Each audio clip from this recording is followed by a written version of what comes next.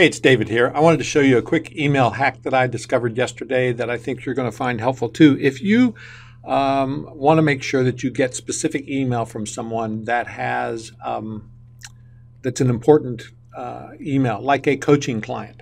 So here's an example, and I'm not going to show you my coaching client specific email address because it's the one that I don't get any email to except from coaching clients.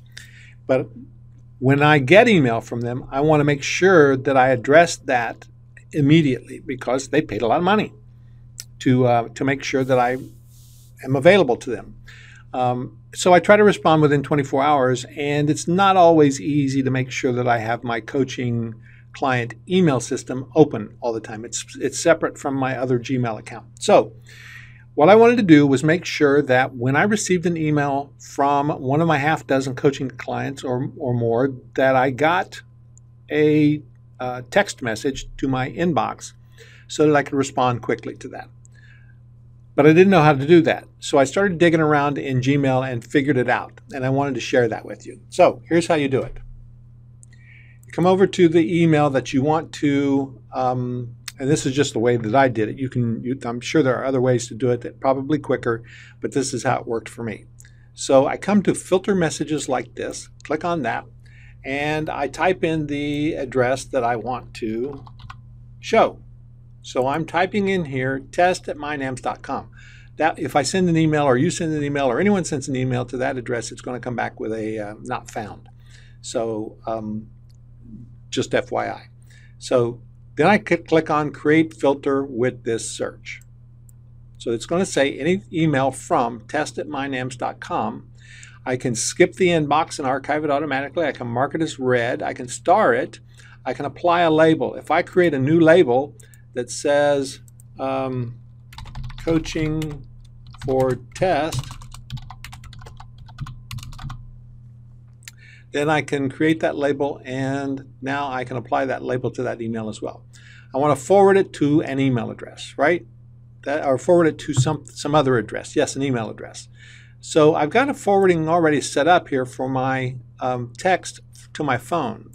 Now, if you go to add forwarding, and this is all of this work that I've done so far is going to go away as soon as I hit this.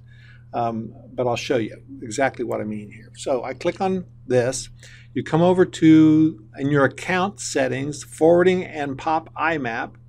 Come to add a forwarding address. You click on that, and you can type in your phone number.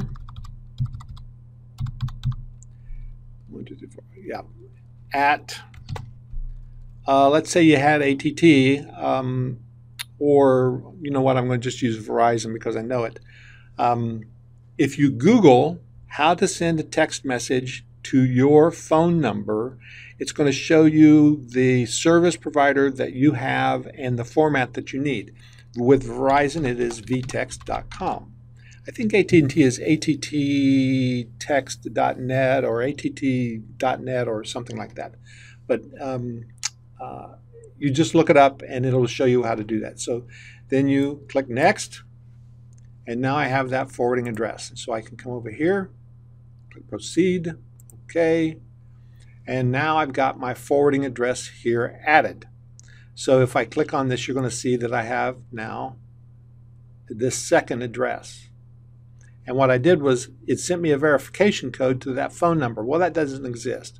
So I'll go ahead and remove it, but I just wanted to show you that that's how you do that. Okay, so I'm removing that phone number, and I would choose my phone number to send this text to. Now I've got to go back to my email.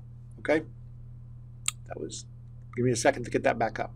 Okay, here we are back at my email, and I'm going to start over with filter messages like this.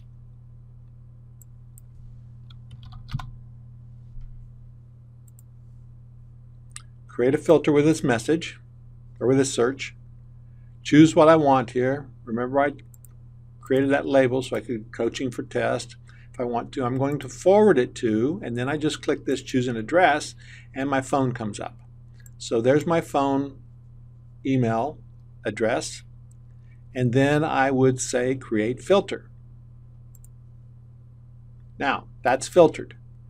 If I get an email from test at mynams.com, which is going to be impossible since it doesn't exist, I would get a screen, I would get a SMS message or text message to my phone. But there you have it. I thought this was a really good little productivity tip so that you can create email forwarding from very important messages. If you're a coach, you're going to love this.